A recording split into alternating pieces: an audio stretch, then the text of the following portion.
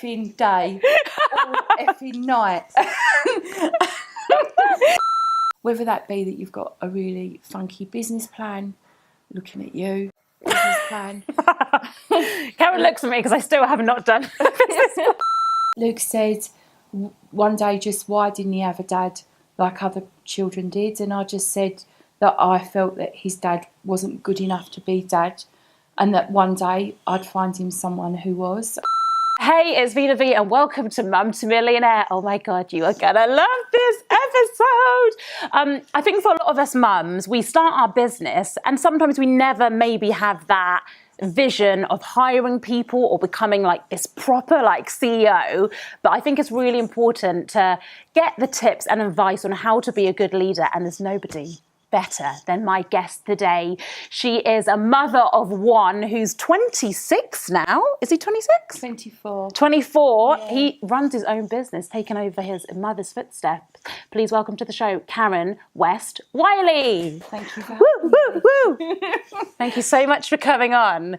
She is technically my boss when I'm here, so I have to be good when I'm around Karen. So Karen, you are the CEO of The Beck. I am indeed. And this is, actually tell us more for people who don't know what The Beck is. So Barking Enterprise Centre is, it's an enterprise hub. So we have fabulous accommodation. We're home to about 125 businesses. But we don't just provide workspace, we provide much more than that. So we have one-to-one business mentors, of which Veena is one of those. We have a whole training programme for small businesses and startups, and we're kind of become, I suppose, the local point for people that just want to know about business and want to know what's going on in the area. And we do that now across London, and not just in Barking and Dagenham, which is great. So it's an amazing place. I can never speak more highly enough of places like this because the support is free. Before you obviously became the CEO of where we are today, it has been a long journey. It has indeed. It's been a bit of a struggle, but I think Karen's an example of you can get through it. So whatever you are going through in your life right now, you can do it. So take us back to actually when you got pregnant with your child. When I got pregnant. So I was in my mid-20s and kind of, I was really at the top of my career then. So I worked for Hilton Hotels up in London, and I'd had a couple of international appointments. And I'd just been appointed to go over to Washington for a couple of years and open a new hotel over in Washington. And then found out I was pregnant, but not only found out I was pregnant, found out I was very pregnant, and kind of nearly almost 7 months pregnant. You know when you hear those stories and you think, come on, like, I'll actually ask you, was there did you have morning sickness? I had all day sickness, so I just, I guess working in that environment, you live on your nerves, and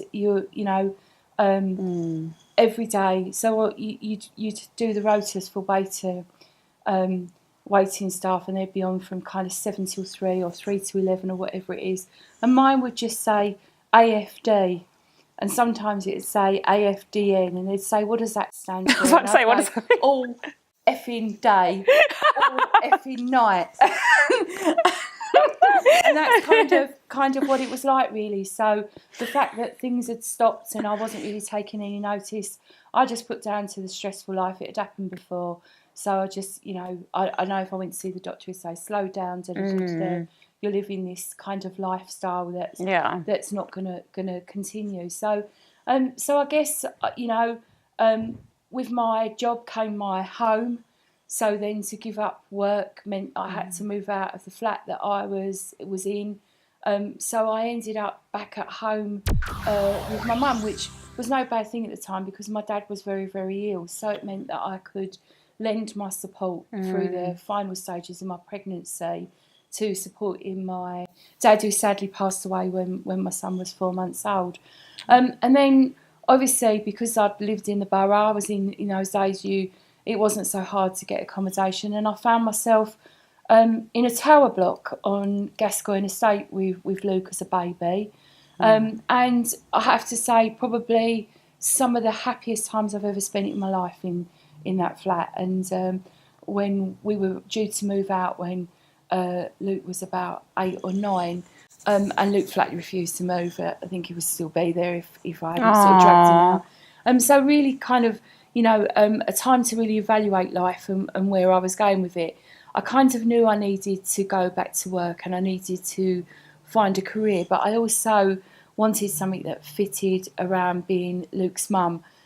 So I went back during my time at home and I trained to be a nursery nurse. Going back a little bit to when you obviously first found out you were pregnant, what was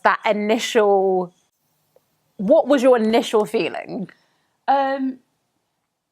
My initial feeling was that life had a purpose. And I kind of guessed I didn't really know what life's purpose was before, but I just kind of knew that, it was a boy. Well, I did know it was a boy because the man who did my scan said, if that's not a boy, he's got 3 legs. So I kind of knew it was a boy. And I guess life has always had meaning, and whatever title I've had in the world, being someone's mum means more to me than any fancy job title. Yeah. Oh, that's how you put me. I want to cry now, Karen. And there's one particular story that I always get Karen to tell, because obviously, sadly, you weren't with, or I shouldn't really say sadly, it's probably a fortunate thing maybe, that you weren't with your son's dad. But there's because I think as a single mum, it is difficult to explain, especially I think to boys maybe, about why their dad's maybe not around. I always get it from my son, like, why aren't you married to dad? Why can't daddy live with us? All this kind of thing. And you said something so amazing to your son once that literally, when you told me the story, I was like, ah.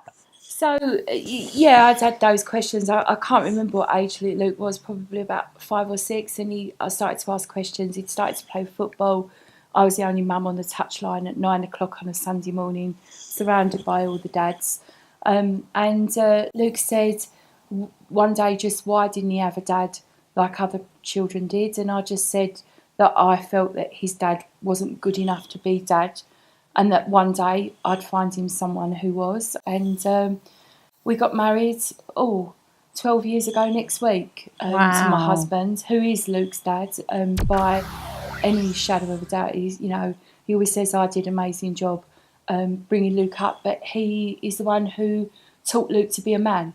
And there's things that I couldn't teach Luke. And when Luke got to those difficult ages, then he was there. But the story you're referring to is Luke was asking if he could do a little speech at our wedding, and we weren't quite sure what we were going to get. And what we got is Luke standing up and said that today, my mum never breaks promises. She's never broken a promise. And today she kept her promise and found someone who's good enough to be my dad. And I'm changing my name to yours, which was just phenomenal. That's amazing. Yeah, there's a very great picture in the film. It was made by a very good friend of mine, Dwayne Emmett, and he runs London Video Company. There's a great clip where my husband just burst into tears, like cartoon crying, and we have to stop things. I'm glad I wasn't at that wedding, because I'd be like, on the floor. Like, to stop things for a few minutes while we all gain some composure. But I guess, we've been blessed with a very accepting child and adult in our lives who just takes whatever life throws at him on the chin. And so we've been blessed in that way. It's amazing. So, you went through all of that by yourself as a single mum. When there was, and obviously there must have been conflicts and maybe different challenges, how do you sort that out? Because I think that's a really difficult job when you start working somewhere, you start your own business and then you start employing people. It's like, how do you manage? Like, how would you know how to manage that in the right way? I guess you should be true to yourself. And authentic in your leadership decisions, whether you're managing a team of one person other than yourself, or whether you are just managing yourself. I think it is about being authentic, it's about being true to yourself, and having a very clear vision and what your goals and your strategic objectives are, whether that be that you've got a really funky business plan, looking at you, plan. Karen looks at me because I still have not done a business plan. And whether it's in your head, and that is absolutely crucial. It's in my head. Yeah, in developing your leadership journey. And then obviously as a CEO, do you trickle that down and make sure the employees obviously do know that as well? It's very clear to them. I think it's really important to have a sense of belonging, and an opportunity to share your thoughts on where the business should go, and we make time for that as a team. There is a famous saying that I use every so often when the decisions do have to be made, where I'm saying this isn't a democracy, but I'd like to think that most of the time we can do things democratically in terms to make it a comfortable environment. And I think everybody who walks through the doors of the Beck has that experience of welcoming, non-threatening, and Nicole, who works for me, will describe it as that everybody is part of the Beck family. And I think that's really, really crucial in the work that we do. And I can be testament to that. I've never really been into a place, because obviously I'm hired as like a freelancer, as it were, to come in. I'm not, employed directly by the Beck. But when I come here and do mentoring for you guys or your workshops, you do feel you feel like I'm part of the family. And it's so hard to be a entrepreneur, self-employed person when, usually I'm just going to work for clients, but you don't feel part of it. I've never felt part of a company. Like, it's weird. Yeah, and I think for me as well, where lots of small businesses start using agency staff, and I think I guess that's the same experience. An agency staff member, if they're only with you for 6 weeks, 8 weeks, or if they end up being with you for a longer, they will always do more and feel better about what they do if they feel part of the culture and the fabric of the organisation. And that's absolutely crucial. We wouldn't want anybody here who didn't buy into what we do, and didn't want to come and say, actually, you shouldn't do this, you should do that, and that's all welcomed, and we value. But I'm not the expert on everything, and we seek people out whose opinions we value, and yours is one of them. Why, thank you. I think you can tell with a business like this that you're now running, like the vibe is it's a good vibe. Everyone gets along. It's not like when you go somewhere and there's a lot of, bitching around and all that kind of stuff. But in terms of maybe giving advice to people who are, they're setting up their business right now, sometimes people might hire a VA or a PA. I mean, how can they, because you've done it really well, so how can someone hire the right person? Like, how do you not? Because that's, again, another kind of skill set you need. I think for me, interviewing is... I've been interviewing people since I was 23, so, almost 30 years of experience of kind of interviewing people in different roles and at different levels. I think for me, the interview is crucial, but I think I've always found it's not the answers to the formal set of questions, although they're important, and particularly if it's a job where you're looking for someone with particular skills. And I think a skills test is always really great in terms of if you're asking somebody to do your social media, then get them to mock up a post that you want to put out and give them a brief and kind of test their skills on that. But I think when you're interviewing, you have to look at somebody who will fit in the culture of your organisation, and somebody who is definitely a team player, and you can see gelling with the people that you've already got around you, or gelling with you if it's you and that one person. I mean, I'm absolutely totally blessed with having an ops director here called Donna Finlay. And I describe it, she's the yin to my yang. Oh, so romantic. She's absolutely everything I'm not. So, she's very kind of dogmatic and process. Yeah. And she will stop me and say, you can't do that. And I went, well, why not? She said, well, you can't. So you know, that I think that kind of, you know, to have somebody who kind of sees the world in the way that you do, and there are so many similarities in us, in kind of the way we see the Beck, but we just go at it from different angles. So yeah, everyone needs a yin. And Donna is lovely as well. She gets the work done, but if you go and talk to her, she's such like a little teddy bear. What would be your last bit of kind of motivation? I think we all have those days when, I mean, you must see it a lot because you know, here at the Beck, there's loads of businesses that you see on a daily basis, and everyone has that slump sometimes when they feel demotivated. They're like, oh, why did I leave that well-paying corporate job and now I'm doing this on my own?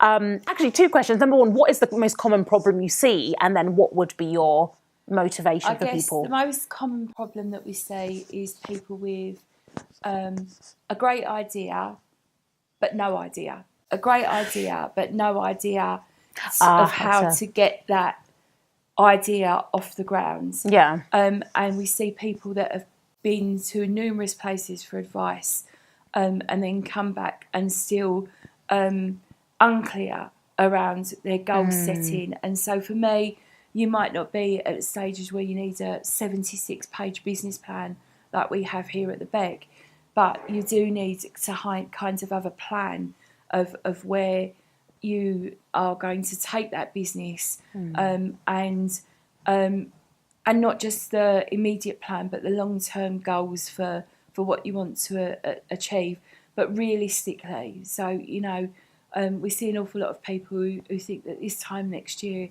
they're going to be turning over 3 million, and perhaps not always grounded in reality about how long it takes. I mean, Richard Branson famously said it took him 15 years to be an overnight sensation.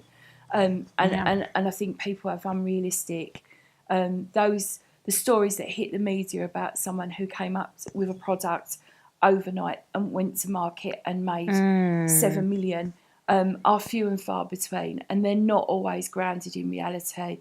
They've probably had 3 or 4 failed attempts at starting other businesses before they've hit on that one thing that's made them successful. So that's probably number 1. That's what I wish more people would actually highlight, because it happens a lot on social media now when you'll see, oh, this person's got 1 million subscribers. But when you look, and I'm very much look into people's stories. So to everyone else, they're like, oh, they're only making videos in their bedroom for a year. But when you look at their story, they might have started at the age of 10 making videos. It's only by the age of 20, that's 10 years they was making videos. So absolutely. And I've forgotten what the second question was. What would be your last bit of motivation for someone who is just feeling a bit deflated right now? I think, you know, feeling deflated isn't just something that happens when you run your own business. I think everybody walks into work one day and thinks there's got to be more to life than this. I wish I'd never got out of bed. I love the contracts in America that have duvet days. Never heard of that.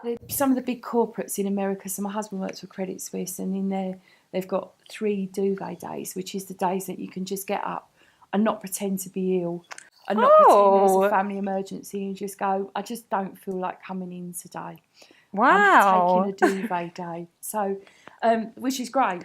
But I think you have to go back to your values about why you do what you do. And I think if your values are what drives you, and most people are driven by their values, whether their value be to make as much money they can, or actually that they think that what their business is actually doing some good or providing a service. And I think those are days when you just have to take stock and just kind of really just get over yourself over it, and keep pushing forward. Many doors close, but also some just open. And sometimes, so the people that we've got around us now in the Beck in terms of the mentors are people that I've met off at one-off events and thought they've got something I like, not because I've gone out to market and said, I want someone who can teach social media to our businesses. We can't, you know, you came and badgered me, if you remember, Yeah, and I tell this story. I actually told this in one of the other previous podcasts when Jimmy was on the show. I was saying, we were talking about being honest. Like, if you don't ask, you'll never know. Yeah, so I was you don't get. I was doing workshops here, and then I just said to Karen one day, I was like, look, I'm doing workshops here. Seem to be going all right. Is there anything else that I can do? Yeah, I mean, your workshops particularly have gone down. So I think there was the first one, we were expecting 25. I think we had 50 odd in the room at one point, and we were standing room only. So there is an absolute demand, and there is an absolute demand. But I think, if you don't ask, you don't get. I mean, we spend a lot of time talking to people about mentoring and obviously business mentoring. But I think it's also important that you have, whatever industry you're in, you have your own kind of mentor, coach, go-to person who can just pick you up when you're feeling low and kind of guide you in the right direction. And for me, that's a lady called Kay Andrews who works for Abusive, who kind of keeps me grounded in reality. And when I'm saying, I can't do this and this isn't going to work, and she's the one who said, if you thought it wasn't going to work, you wouldn't have done it in the first place. I like that. Yeah. That's very good. That's what she says.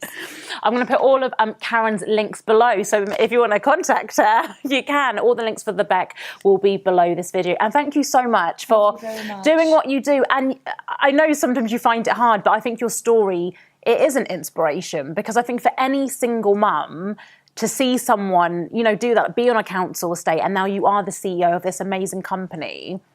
You need to give yourself a high five, Karen. High five. If you want to find out more about Karen, all her lovely pictures and videos will be over on the blog. So go over to mumtomillionaire.com/episode 78, and we'll see you in the next video. Bye. It's all time.